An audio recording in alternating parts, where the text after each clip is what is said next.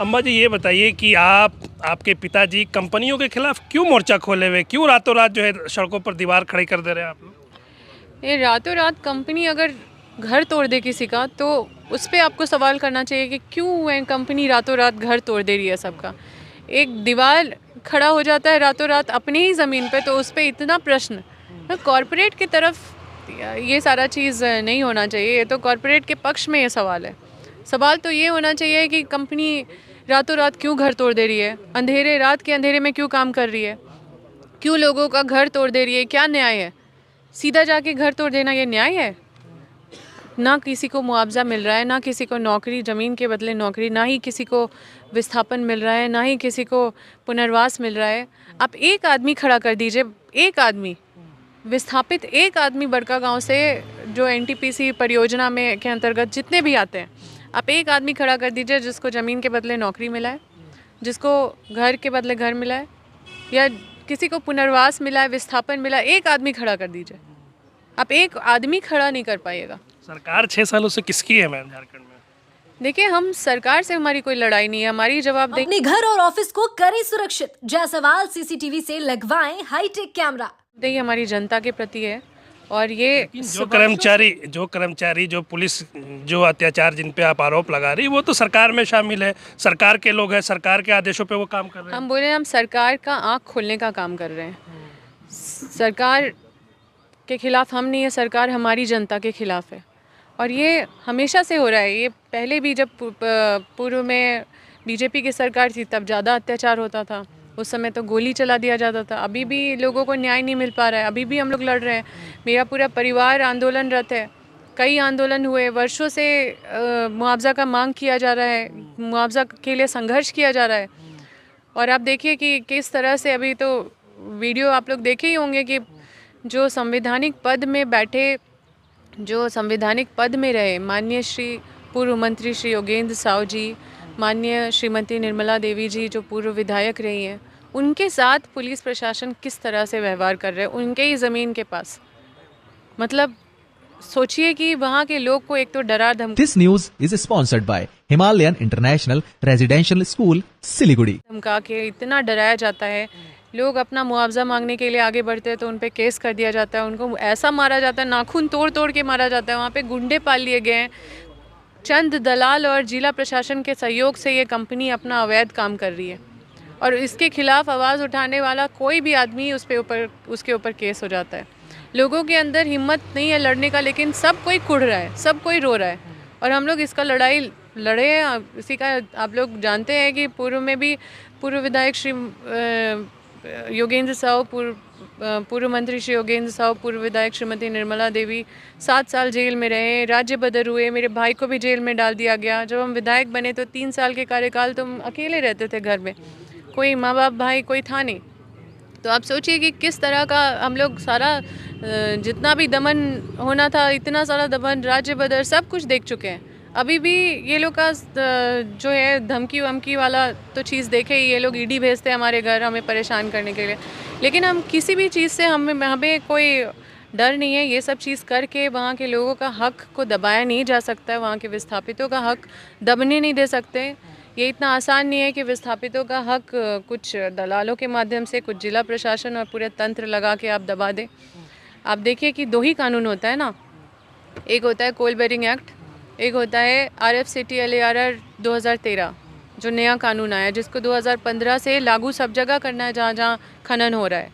लेकिन ये दोनों कानून में अगर आप देखिएगा तो कोल बेरिंग एक्ट अगर आप देखिएगा तो उसमें सेक्शन 14 में लिखा हुआ है कि कैसे आपको मुआवजा तय करना है। उसमें भी कलेक्टर को पावर है। और अगर आप 2013 कानून देखिएगा तो सेक्शन 26 से सेक्शन 30 आपको अंदर घुस के पढ़ने का ज़रूरत नहीं है। ऊपर हेडिंग में ही आपको कलेक्टर दिखेगा कि कलेक्टर का पावर है मार्केट वैल्यू से उसको कैलकुलेट करना। लेकिन जब भी बात करिएगा तो बोलेंगे ऊपर से आदेश है, ऊपर से ये, ऊपर सक्षम पदाधिकारी जब DC है, कलेक्टर है, तो ऊपर से कौन उनसे भी बड़ा सक्षम है? इस कानून में तो कोई और सक्षम है नहीं। तो जो असक्षम है उनसे इनको आदेश कैसे मिल सकता है? ये आदेश का कॉपी भी हमें उपलब्ध हो जाए तो हम समझे। अगर कहीं गलत होते तो हमें तो हिम्मत नहीं होता कोर्ट जाने का। हम कोर्ट गए, कोर्ट से कोर्ट में स्टेट अभी तक जवाब नहीं दिया है। कोर्ट से जब स्टेट से जवाब मांगा गया, हम लोग को लेकर आप क्यों नहीं सरकार में शामिल लोग से मिलते हैं, सीएम से मिलते हैं, ऊपर बैठे अधिकारियों से आप आज से नहीं, आप शुरू से ही हैं। आप हमारे गतिविधियों को थोड़ा भी देखे होंगे तो ज़्यादातर यही पाए होंगे कि हम हर जगह गए हैं, और आपको भी पता है कि इन सब मामलों को हर किसी के संज्ञान में हम लोगों के द्वारा डाल दिया गया है। ये जो कोर्ट में है, ये लोग अभी तक जब रिप्लाई फाइल किए, जब इनसे रिप्लाई मांगा गया तो तुरंत विड्रॉ कर लिए, ये बोल के कि इन्होंने गलत रिप्लाई फाइल किया है। इनको खुद नहीं पता कि गलत फाइल किया सही किया, उसके बाद उसको विड्रॉ किए। और अभी इनसे पूछिए अभी तक रिप्लाई वहाँ पे फाइल किए हैं कि नहीं। और ये केस मेंटेनेबल है कोर्ट में, तो वहाँ पे नहीं लड़के आप वहाँ पे माननीय लोग के साथ इतना अपमानजनक कृत कर रहे हैं। बीते दिनों जो वीडियो सामने आया, जिस तरीके से पुलिस उठा कर ला रहे हैं आपके पिताजी को, वो वीडियो, वो ज़मीन किसका है? वो ज़मीन आप लोग का है या? जी बिल्कुल, हम पिताजी का है, वहाँ पे हमारा गांव है, तो वो लोग हम लोग को पर्सनली टारगेट कर रहे हैं इसको पर्सनल करने का, ताकि हम लोग कोर्ट से विड्रॉ कर ले सारा केस। वो सोच रहे हैं हम लोग डर जाएंगे और कोर्ट से विड्रॉ कर लेंगे। ये हमारा कोई व्यक्तिगत लड़ाई नहीं है, ये सभी विस्थापितों का लड़ाई है और सभी का साथ मिल रहा है। लेकिन लोग को इतना डरा दिया गया है, फिर 144 भी लगा दिया जा रहा है। मतलब ये सब करने के लिए बहुत सक्रिय है। लेकिन क्या ये बात सही नहीं है कि लाखों आवेदन, लाखों प्रतिवेदन विस्थापितों ने डीसी के पास, एसपी के पास दिए हुए हैं कि उनको जोर ज़बरदस्ती से उनका ज़मीन छीन लिया गया है, घर तोड़ दिया गया, उनको न्याय नहीं मिला, मुआवजा नहीं मिला। और क्या एक भी प्रतिवेदन पे कोई कार्रवाई हुआ है आज तक? तो ये सारा चीज़ है जो हम लोग तथ्य के साथ बात कर रहे हैं। आप हमसे कोई भी सवाल करिए, हमारा सवाल का जवाब अधिकारियों के पास नहीं है। अधिकारी की तो फिर अधिकारी किसके इशारे पे काम कर रहे हैं? सब कॉरपोरेट के इशारे पे काम कर रहे हैं। और किसके इशारे पे काम कर रहे हैं? आप सोचिए कि जो बिना कोई कानून का, बिना कोई नियम का रातों रात घर तोड़ दे रहे हैं, किसी को कुछ मुआवजा नहीं दे रहे हैं। माननीय लोग एसडीओ को सूचना दे के, माननीय पूर्व मंत्री श्री योगेंद्र साहु जी सूचना दे के एसडीओ को धरना में बैठे, और उसके बाद जाके पुलिस बोलता है कि हमें एसपी का ऑर्डर है, वहाँ पे टेंट उखाड़ दिए ये लोग।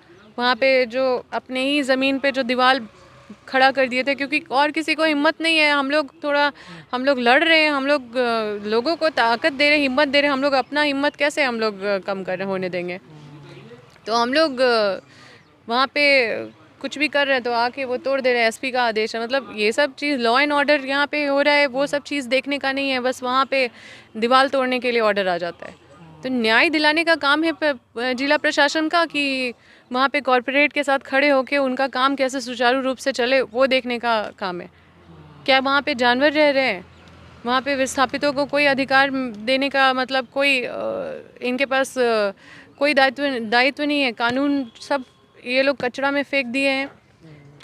ये सारा चीज़ है, बहुत निंदनीय है, बहुत ही बुरा स्थिति है। और हम आपके माध्यम से, मीडिया के माध्यम से हम सरकार का आँख खोलना चाहते हैं, इधर ध्यान केंद्रित करना चाहते हैं कि इधर बहुत अन्याय हो रहा है विस्थापितों के साथ, कुछ नहीं मिल रहा है लोगों को। तो ये तो बिल्कुल असहनीय है। हमारी जवाबदेही हमारे लोगों के प्रति है, हमारे विस्थापित सभी शोषित, वंचित, गरीब के प्रति है, और हमारी जवाबदेही है। हम इनके लिए लड़ रहे हैं और लड़ते रहेंगे, मरते दम तक लड़ते रहेंगे। आप लड़ाई लड़ रही हैं, लेकिन वर्तमान में जो विधायक है उनके ना कोई पोस्ट आ रहे हैं, ना कोई बयान आ रहे हैं, ना कोई मुद्दा। वो गोला से ये सोच के नहीं आए हैं कि हमको बड़का गांव का विकास करना है या बड़का गांव के लिए लड़ना है। वो गोला से क्या सोच के आए हैं सो आपको भी पता है और जनता को भी पता है। क्या सोच के आए हैं? वो क्या सोच के आए हैं, उनको बस यहाँ से फ़ायदा चाहिए। वो भरपूर फ़ायदा उठा रहे हैं। वो सोचिए कि अपना घर बनवा रहे हैं एनटीपीसी से बैठ के, और लोगों के सामने बेचारा विधायक बन रहे हैं, बेचारापन दिखा रहे हैं कि हमारा कुछ नहीं चलता, हमारा सरकार नहीं, हमारा एनटीपीसी नहीं सुनता। एनटीपीसी टेंडर निकाल रहा है उनका घर बनाने के लिए, और वो बोलते हैं कि हम इसका रेंट देते। अरे रेंट देते तो आप ही का घर है ना। और कोई भी आप बोलते हैं हम सरकारी घर में रह रहे हैं, तो एनटीपीसी का घर में तो नहीं रह रहे आप। तो सरकार, एनटीपीसी का क्या जवाबदेही है, क्या जिम्मेदारी है कि आपका घर बनाना? सरकारी घर तो मेरा भी है, बना दे मेरा घर। मतलब बहुत सारे माननीय का है, और ये कहीं पे भी ये प्रोविज़न नहीं है, ये कहीं पे भी ये नियम नहीं है कि एनटीपीसी किसी का घर बनाएगा। और आपके घर के अंदर पब्लिक टॉयलेट, मतलब गलत नाम से ये लोग कैसे टेंडर फ्लोट करते हैं। देखिए ये तो सीधा सीधा करप्शन है। हम तो रिट फाइल करने जा रहे हैं, PIL करने जा रहे हैं सारे पदाधिकारी के खिलाफ जो NTPC के जो ये टेंडर निकाले हैं कि आप ये टेंडर कैसे निकाले, ये तो करप्शन है, ये मिसयूज़ ऑफ पब्लिक मनी है। आप पब्लिक मनी का दुरुपयोग कर रहे हैं, ये सरकारी पैसा है और आप इसको जो मतलब रेंट में आम आदमी लोग रह रहे हैं, आप सबका घर क्यों नहीं बना? ये तो कोई ऐसा घर नहीं है कि ये विधायक नहीं रहेंगे तो छोड़ देंगे। ये रेंट, अगर हम रेंट में रह रहे तो ये तो मेरा ही घर है ना, हम इसका रेंट पे कर रहे हैं, हम तो फ्री में नहीं रह रहे हैं, इसका रेंट दे रहे हैं, ये मेरे नाम से अलॉटेड है। ये जब वो विधायक नहीं थे तब भी वो रह रहे थे, उनको खुद नहीं पता कि वो किसको रेंट दे रहे हैं। कभी बोलते हैं हम PBNL को रेंट दे रहे हैं, कभी बोलते हैं हम स्टेट को रेंट दे रहे हैं। अब क्या बताएं उनके बारे में। अब खैर हम उनका टिप्पणी नहीं करना चाहते, क्षेत्र मेरा, हम वहाँ की बेटी हैं और हम ये दृश्य नहीं देख सकते हैं बैठ के। गलत होगा तो हम तो प्रतिकार करेंगे, चाहे वो किसी का भी सरकार हो। हम लोग हमेशा, आप देखे हैं कि कभी भी कुछ रहा है तो हम लोग बहुत बोल्डली फेस करें, सरकार हमारी हो या सरकार विपक्ष की हो। हमें हमारी जवाबदेही जनता के प्रति है, हम उनकी आवाज़ तो हर हाल में उसको उठाएंगे।